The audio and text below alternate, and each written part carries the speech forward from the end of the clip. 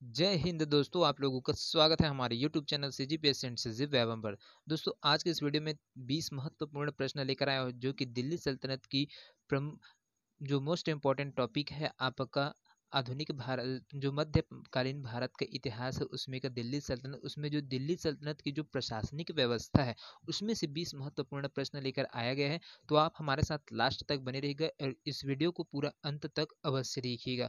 साथ में आप लोग जितने भी नए दोस्त इस वीडियो को पहली बार देख रहे होंगे वो हमारे चैनल को अवश्य सब्सक्राइब करिएगा, क्योंकि आप छत्तीसगढ़ के कोई भी एग्जाम की तैयारी कर रहे होंगे दोस्तों, चाहे आप छात्रावास अधीक्षक की बात की जाए, प्रयोगशाला तकनीशियन की बात किया जाए, या फिर सीजीपीएससी की तैयारी करो, या फिर व्यापम के कोई भी एग्जाम की तैयारी करे, तो इस टॉपिक से आपको 1 से 2 प्रश्न है वो बिल्कुल देखने को मिलेंगे। तो इसको बिल्कुल देखिएगा और जो नए होंगे तो हमारे चैनल को सब्सक्राइब करिएगा। साथ में इसके पीडीएफ प्राप्त करने के लिए दोस्तों टेलीग्राम का लिंक है वो डिस्क्रिप्शन बॉक्स में डाल दिया गया, तो आप वहां से जुड़ सकते हो और इसका पीडीएफ है वो प्राप्त कर सकते हैं। तो चलिए बिना किसी देरी के प्रश्न की ओर है वो बढ़ते हैं।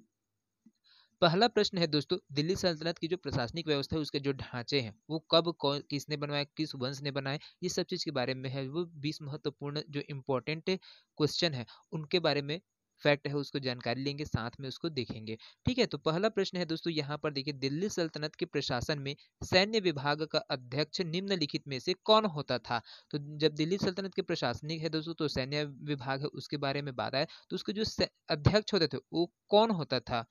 आरिज ए मुमालिक, बरीद ए मुमालिक, दीवान ए इंसा या फिर दीवान ए विजा। तो उनके अध्यक्षता को किस नाम से जाना जाता था दोस्तों। तो इसका जो करेक्ट आंसर है दोस्तों वो हो जाएगा आपको ऑप्शन ए है वो बिल्कुल सही हो जाएगा दोस्तों, है ना। जो दिल्ली सल्तनत के प्रशासन में जो सैन्य विभागों को दोस्तों दीवान ए अर्ज कहा जाता था। क्या कहा जाता था दोस्तों, दीवान ए अर्ज, है ना। और उसका अध्यक्ष आरिज ए मुमालिक होता था दोस्तों, यहाँ पर है ना। ये आरिज ए मुमालिक जो उसका जो अध्यक्ष होते हैं उसको कौन किस नाम से जानते हैं, आरिज ए मुमालिक के नाम से। लेकिन यहाँ पर जो सैन्य विभाग है उसको किस नाम से जाना जाता था दोस्तों, ये भी क्वेश्चन है वो बनता है। तो दीवान ए अर्ज के नाम से है वो जाना जाता था, है ना। विभाग को जो सैन्य विभाग है उसको दीवान ए अर्ज के नाम से जानते हैं और उसके जो अध्यक्ष होते हैं उसको आरिज ए मुमालिक के नाम से है जाना था। और इस विभाग की जो स्थापना है दोस्तों अलाउद्दीन खिलजी के द्वारा है वो किया गया था दोस्तों। इस जो सैन्य विभाग की स्थापना है किसके द्वारा किया गया था, तो ये भी प्रश्न पूछते हैं, तो अलाउद्दीन खिलजी ने है वो किया था। चलिए अगला प्रश्न की ओर है वो बढ़ते हैं। अगला प्रश्न है दोस्तों, यहाँ पर देखिए, निम्नलिखित कर्मचारी दिल्ली सल्तनत के राजस्व प्रशासन से संबंधित है। मुहसिलान, पटवारी, बलाहार या फिर खुद। ये 4 ऑप्शन दिए गए हैं दोस्तों, जिसमें से आपको बताना है कि जो दिल्ली सल्तनत के जो राजस्व प्रशासन है दोस्तों उसमें जो विभाग है वो दिए गए थे, है ना। उसमें कौन है क्या है जो प्रशासन से वो संबंधित है, कौन कौन से है यहाँ पर दिल्ली सल्तनत की प्रशासनिक व्यवस्था से जुड़े हुए हैं। तो उस समय कौन कौन से जो व्यवस्थाएं हैं वो होती थी इसको देखिएगा, है ना। तो देखिए यहाँ पर मुहशिलान दिया हुआ है, पटवारी दिया है, बलाहार दिया है और खोत दिया गया है। तो इसमें से कौन कौन है जो राजस्व प्रशासन से है वो संबंधित है। तो राजस्व प्रशासन के अंतर्गत दोस्तों आपका आ जाएगा ये मुहशिलान है वो आ जाएगा, साथ में आपका जो पटवारी है वो आ जाएगा, और आपका जो खोत है ये आ जाएगी। ये है जो राजस्व प्रशासनिक विभाग है उससे संबंध रखते हैं। लेकिन जो बलाहार है दोस्तों वो इससे राजस्व विभाग से नहीं है दोस्तों। जो मशाहत है ना, मशाहत है, यहाँ पर देखिए दोस्तों ये चीज है जो बलाहार है वो अलग है बिल्कुल, तो इसको ले लीजिएगा। इस प्रकार से आपका ऑप्शन सी है वो बिल्कुल सही हो जाएगा दोस्तों। चलिए अगला प्रश्न की ओर है वो बढ़ते हैं। तीसरा प्रश्न है दोस्तों, देखिए, भूमि नापने के लिए दिल्ली सल्तनत में कौन सा मापक प्रयोग में लाया जाता था। तो यहाँ पर देखिए दोस्तों बहुत ही महत्वपूर्ण प्रश्न है। दिल्ली सल्तनत, है ना, जो भूमि मापने के लिए दिल्ली सल्तनत में कौन सा मापक यंत्र है वो प्रयोग में लाया जाता था दोस्तों।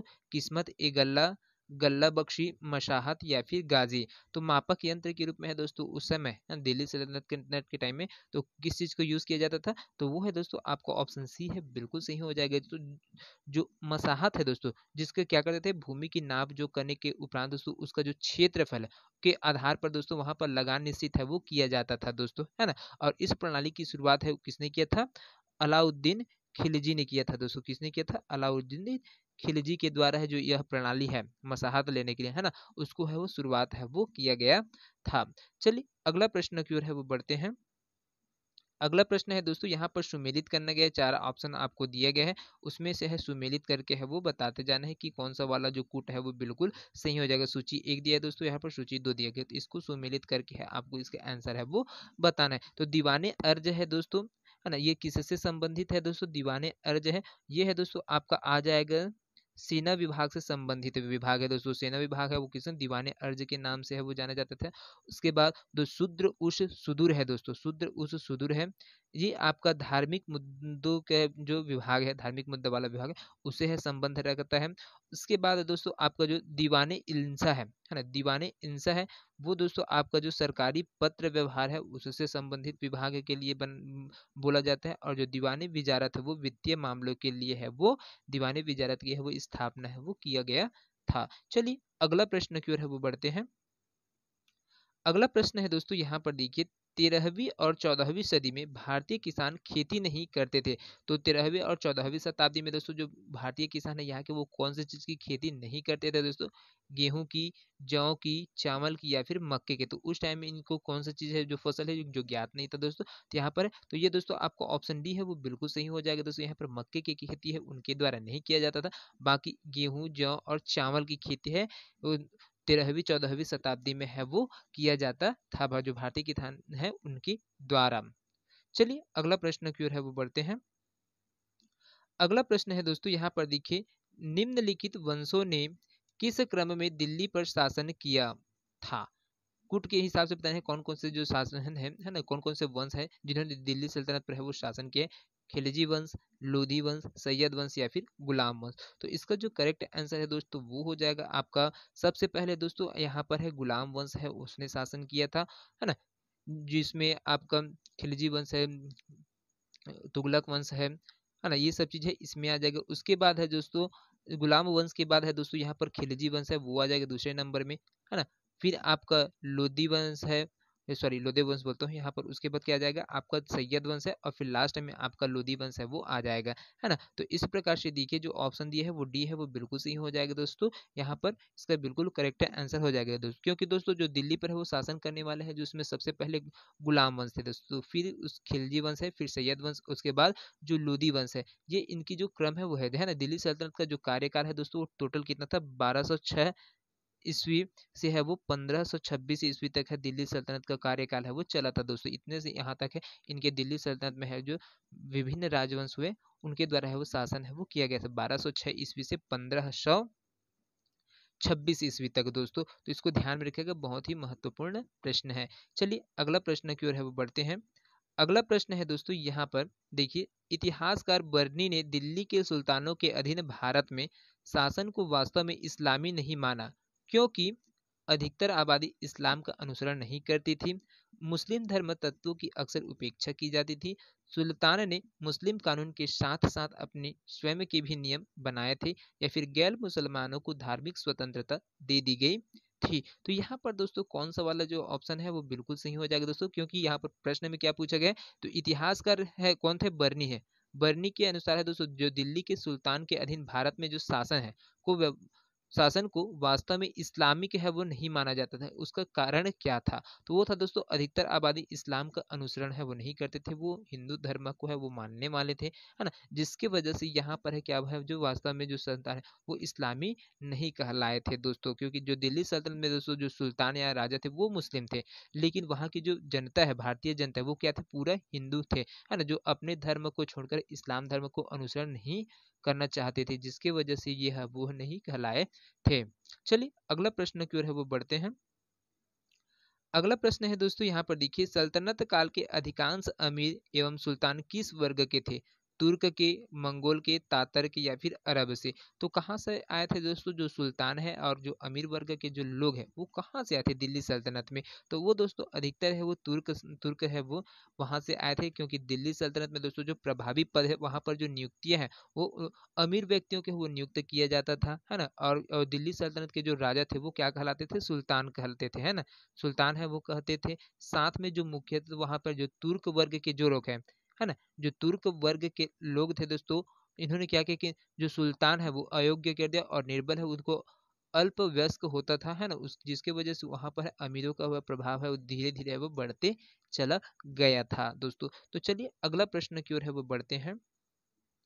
अगला प्रश्न है, निम्नलिखित युग्मों में से कौन सा सही रूप में सुमेलित है? दीवाने बंदगान फिरोज शाह तुगलक, दीवान ए मुस्तखराज बलबन के द्वारा, दीवान ए कोही अलाउद्दीन खिलजी के द्वारा, फिर दीवान ए अर्ज मोहम्मद तुगलक के द्वारा। तो कौन से जो विभाग है दोस्तों जो और कौन से शासक के द्वारा है इसको है स्थापित किया गया है उसको आपको सुमेलित है उसको बताना है ना। तो यहाँ पर देखिए दोस्तों जो दीवान बंदगान है वो फिरोज शाह तुगलक द्वारा इसकी स्थापना है वो किया गया था दोस्तों। तो इसके बारे में थोड़ा सा जानकारी देख लीजिए। जो दीवान ए मुक्त खाज है दोस्तों, यहाँ पर देखिए दीवान ए मुक्त खाज यहाँ पर बलबन दिया गया है, जबकि यहाँ पर दीवान ए मुक्त खाज है दोस्तों अलाउद्दीन खिलजी के द्वारा है दोस्तों दिया गया था, जो कि क्या था भ्रष्टाचार और लूट को समाप्त करने के लिए दोस्तों इन जो विभाग है उसकी स्थापना है वो किया गया था किनके द्वारा? अलाउद्दीन खिलजी के द्वारा। दीवान ए मुस्त खराज है उसको, है ना। उसके बाद दीवान ए कोही की बात करते हैं दोस्तों, दीवान ए कोही है उसके बारे में बात करते हैं।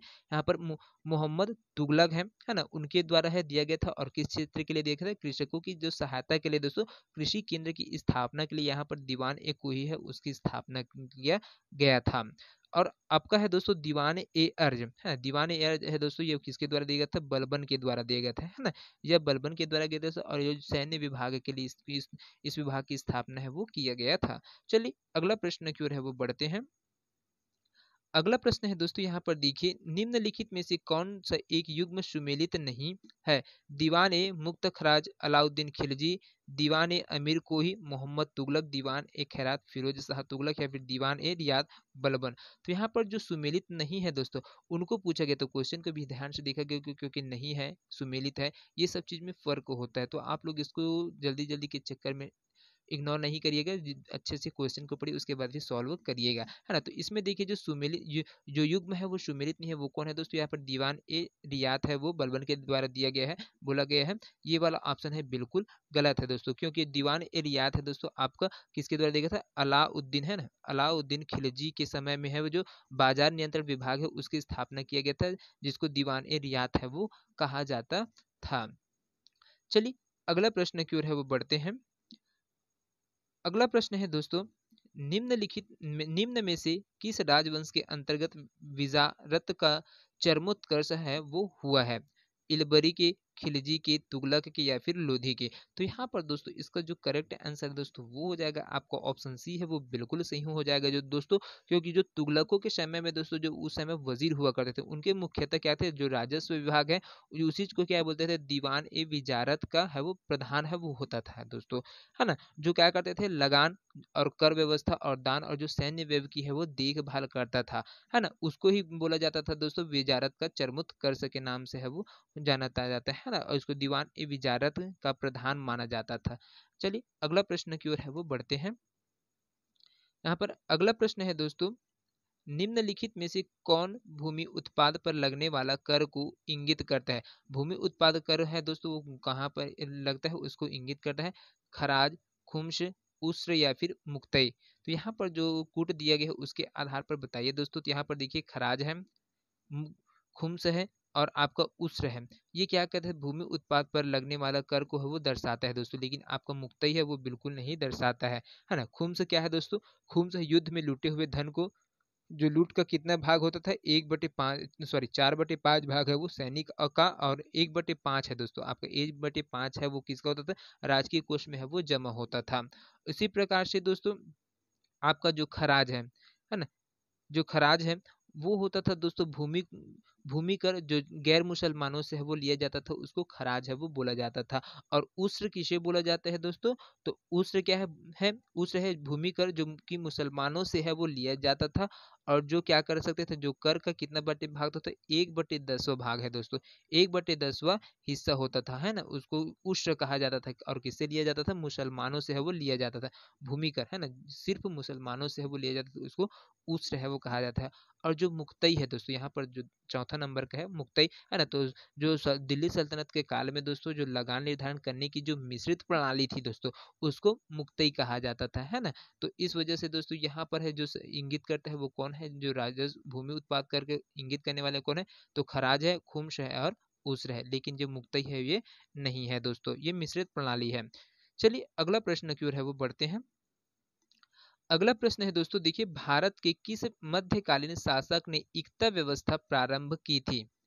इल्तुतमिश ने, बलबल ने, अलाउद्दीन खिलजी ने, या फिर इनमें से कोई ने? तो यहाँ पर देखिए दोस्तों, जो मध्यकालीन शासक है दोस्तों, इसमें एकता व्यवस्था है उसको प्रारंभ करने वाले जो शासक है दोस्तों वो कौन थे? तो यहाँ पर आपको ऑप्शन ए है वो बिल्कुल सही हो जाएगा दोस्तों, इल्तुतमिश, है ना। इल्तुतमिश ने दोस्तों सर्वप्रथम क्या किया, भारत में जो इक्तादारी प्रथा है ना, इक्तादारी प्रथा है उसको क्या किया था, शुरुआत किया, जो भूमिखंड की विशेष को, है ना, विशेष को सैनिक या फिर जो सैनिक अधिकारी हैं उनको प्रदान किया जाता था दोस्तों, जिसका कर है वो क्या कहते हैं, सैनिकों से वेतन के रूप में है वो ले जाते हैं, जो टैक्स है उसको सैनिकों के जो वेतन के रूप में है वो लेते थे, है ना। और साथ में उस भूभाग का जो मालिक है वो नहीं होता था दोस्तों। तो ये सब चीज है उसको ध्यान में रखिएगा, बहुत ही महत्वपूर्ण प्रश्न है। चलिए अगला प्रश्न की ओर है वो बढ़ते हैं। अगला प्रश्न है, देखिए दोस्तों, सल्तनत काल में भू राजस्व का सर्वोच्च ग्रामीण अधिकारी कौन होता था? चौधरी होता था, रावत होता था, मलिक होता था, या फिर पटवारी होता था, है ना। तो यहाँ पर देखिए जो भू राजस्व का जो सर्वोच्च ग्रामीण अधिकारी है वो कौन होते थे दोस्तों? तो यहाँ पर आपको ऑप्शन ए है वो बिल्कुल सही हो जाएगा, चौधरी होते थे दोस्तों। जब दिल्ली सल्तनत काल की जो सबसे छोटी इकाई है दोस्तों, उसमें क्या थी, जो गांव होती थी, ग्राम है ना, वो सबसे छोटी इकाई होती थी। जो ग्राम स्तर पर है वहाँ के जो चौधरी लोग होते थे, है ना, वो भू राजस्व का जो सर्वोच्च अधिकारी के रूप में वो नियुक्त होते थे, है ना, जो ग्रामीणों से क्या करते थे, लगान वसूलने का काम है वो करते थे। चलिए अगला प्रश्न की ओर है वो बढ़ते हैं। अगला प्रश्न है, देखिए दोस्तों, सर्व कर लगाया जाता था, जो सर्व कर है दोस्तों किस पर है लगाया जाता था? व्यापार पर, सिंचाई पर, गैर मुसलमानों पर, या फिर उद्योग पर? तो जो सर्व कर है दोस्तों उसको कौन से क्षेत्र में लगाया जाता था दोस्तों? तो ये क्या था, आपका सिंचाई पर है लगाया, है ना। जो उलेमाओं की अनुसंधान, वहाँ के जो दिल्ली सल्तनत के टाइम में दोस्तों वहाँ के जो उलेमाए थे, है ना, उनके द्वारा लगातार विरोध करने की वजह से दोस्तों जो मुस्लिम शासक है फिरोज शाह तुगलक, है ना, उन्होंने क्या किया है दोस्तों, जो सिंचाई कर है उसको सर्ब लगवाया और 24 कष्टदायक करों को समाप्त कर, क्या है, जो सरिया कानून है, किस क्या चीज, सरिया कानून, सरिया कानून कर, है ना, सरिया कानून के आधार पर 4 कर है वो खुम्स, खराज, जजिया और जकात है वो लगाए देते। बाकी जो 24 जो कष्टदायक कर थे दोस्तों उनको पूरी तरीके से वो समाप्त कर दिए गए। और इसके बाद है दोस्तों आपके इनके जो मुख्यतः 4 कर थे, एक था खुम्स, दूसरा खराज, तीसरा जजिया और चौथा जकात। ये चारों कर है वो लगाए गए थे, जिसको सर्ब, है ना, जिसको क्या कहते हैं, जो सर्ब कर के नाम से है वो जाना जाता था। चलिए, है ना, इसको ध्यान में रखिएगा, बहुत ही महत्वपूर्ण है। चलिए अगला प्रश्न की ओर है वो बढ़ते हैं। अगला प्रश्न है दोस्तों, यहाँ पर देखिए, सल्तनत काल की 2 प्रमुख मुद्राओं का पता निम्नलिखित कोशिश करें। दाम, जीतल, रुपये या फिर टका? तो यहाँ पर कौन सा वाला चीज है दोस्तों, बिल्कुल सही है, जो दिल्ली सल्तनत काल के समय में दो प्रमुख मुद्राएं वो प्रचलित थी उस टाइम में। तो वो कौन से हैं? तो वो थे दोस्तों, पहला है आपका हो जाएगा एक जीतल है ना, और दूसरा आपका टका है। ये दोस्तों आपके इल्तुतमिश के जो शासनकाल है दोस्तों उसके दौरान है, जो चांदी के टका और तांबा का जो जीतल है दोस्तों उसको है उसको चलाया गया था। और क्योंकि जो है ना वहां पर है चांदी का क्या हो गया था, चांदी का सिक्का है ना, ससगनी भी है उसको चांदी का सिक्का के नाम से करते थे, जो क्या है फिरोज शाह तुगलक ने है दोस्तों वो चलवाए थे, है ना। और एक ससगनी बराबर 6 जीतल होता था दोस्तों, एक ससगनी है उसका 6 जीतल है वो होता था, जिसको तांबा बोला जाता है। तो ये चीज है उसके बराबर है कर दिया गया था, तांबा का रेट है वो चांदी के बराबर है वो कर दिया गया था, जिसकी वजह से वहां से जो टकसाल है वो सब चीज है बनाए गए थे। और पूरी तरीके से वो क्या है पूरा बर्बाद, फिर जो मोहम्मद बिन तुगलक है वो पूरा ये हो गया था। चलिए अगला क्वेश्चन की ओर है वो बढ़ते हैं दोस्तों। यहाँ पर देखिए, तो अगला क्वेश्चन है दोस्तों, देखिए, सल्तनत काल के सिक्के टका ससगनी एवं जीतल किन धातुओं के बने होते थे? चांदी, तांबा, तांबा, है ना, सोना, चांदी, तांबा, चांदी, जस्ता, तांबा, सोना, जस्ता, तांबा। तो यहाँ पर देखिए दोस्तों, जो सल्तनत काल के जो सिक्के हैं वो टका और ससगनी ये एवं जीतल किन धातुओं के है वो बने होते थे दोस्तों, ये क्वेश्चन है। तो दोस्तों इसका जो करेक्ट आंसर हो जाएगा वो हो जाएगा आपका ऑप्शन ए है, बिल्कुल सही हो जाएगा, चांदी, चांदी और तांबा से है वो बने रहते थे दोस्तों, है ना। चलिए अगला प्रश्न की ओर है वो बढ़ते हैं दोस्तों। यहाँ पर अगला प्रश्न है, देखिए अगला प्रश्न है, भारत में सर्वप्रथम सांकेतिक मुद्रा टोकन करेंसी का प्रचलन किसने किया था? इल्तुतमिश ने, अलाउद्दीन खिलजी ने, मोहम्मद बिन तुगलक ने या फिर शेर शाह सूरी ने। तो किनके द्वारा है दोस्तों यहाँ पर जो टोकन करेंसी है वो सांकेतिक मुद्रा उसका प्रचलन है फर्स्ट टाइम है किया गया था, तो वो था दोस्तों आपका मोहम्मद बिन तुगलक ने दोस्तों क्या किया था। भारत में जो सर्वप्रथम मुस्लिम विद्वान थे दोस्तों जो शासक के रूप में है वो मोहम्मद बिन तुगलक है दोस्तों, जिनके द्वारा है 1330 ईस्वी में दोस्तों। कब? 1330 ईस्वी के आसपास जो सांकेतिक और जो टोकन करेंसी है वो जारी किया गया था, है ना। और उसका यह जो प्रयोग है वो दोस्तों बिल्कुल है वो क्या हो गया था, असफल हो गया था। तो इसको भी ध्यान रखिएगा, ये सफल है वो नहीं था, है ना। चलिए अगला प्रश्न की ओर है वो बढ़ते हैं। अगला प्रश्न है यहाँ पर देखिए, निम्नलिखित में सुमेलित करना है आपको। आरिज ए मुलामिक सैन्य विभाग का प्रमुख, दीवान ए इंसाफ मानवाधिकार विभाग, दीवान ए कजा न्याय विभाग और दीवान ए बरीत गुप्तचर विभाग। तो इसका जो क्या है दोस्तों, जो सुमेलित नहीं है दोस्तों वो कौन सा वाला है दोस्तों, तो यहाँ पर ये हो जाएगा आपका दीवान ए ईसाई मानव अधिकार विभाग दिया गया है वो बिल्कुल नहीं है दोस्तों। चलिए ये आपका ऑप्शन है वो बिल्कुल सही हो जाएगा, क्योंकि ये नहीं है, सुमेलित नहीं है, बाकी सब क्या है, सुमेलित है। चलिए अगला प्रश्न की ओर बढ़ते हैं। आज के सेशन का अंतिम प्रश्न है जिसको सूची 1 है और सूची 2 को है वो सुमेलित करते हुए चलते जाना है दोस्तों, है ना। तो सूची 1 में दिया गया है, देखिए सूची 1 में दिया है इकता दिया है, जागीर दिया है, अमरम दिया है और मुकासा दिया गया है। सूची 2 में दोस्तों मराठा, दिल्ली के सुल्तान, मुगल और विजयनगर। तो जो कौन कौन से शासक है दोस्तों, वो कौन कौन से क्षेत्र में है वो शासन चला रहे थे उस टाइम, उसके है उसको सुमेलित करते हैं हुए है वो जाना है। तो देखिए पहला है आपका इकता, है ना। जो इकता है दोस्तों आपको कहाँ पर है वो शासन करते थे, तो ये है दोस्तों आपका दूसरा नंबर में दिल्ली में, दिल्ली के सुल्तान है वो होते थे। जागीर है दोस्तों, दूसरा क्या दिया गया है, जागीर दिया है। तो जागीर है दोस्तों आपका मुगल के समय में थे। और अमरम है दोस्तों, है ना, अमरम है वो आपका विजयनगर की तरफ है वो चलता था, और मुकाशा है वो मराठे थे, है ना। तो इस प्रकार से दोस्तों ये 20 क्वेश्चन है वो आप लोगों के बीच में लाया गया था। तो ये आप लोगों को कैसे लगे कमेंट करके हमें अवश्य बताइएगा। साथ में बेल आइकन को भी प्रेस करिएगा ताकि आप लोगों को नोटिफिकेशन के माध्यम है वो दोस्तों आप लोगों को मिलता रहे। और मिलते हैं इसी प्रकार से और नए नए वीडियो के साथ में, जो कि आपके एग्जाम के दृष्टिकोण से बहुत ही ज़्यादा महत्वपूर्ण है। तो अगले वीडियो के लिए जय हिंद, जय Chhattisgarh. Thank you so much दोस्तों।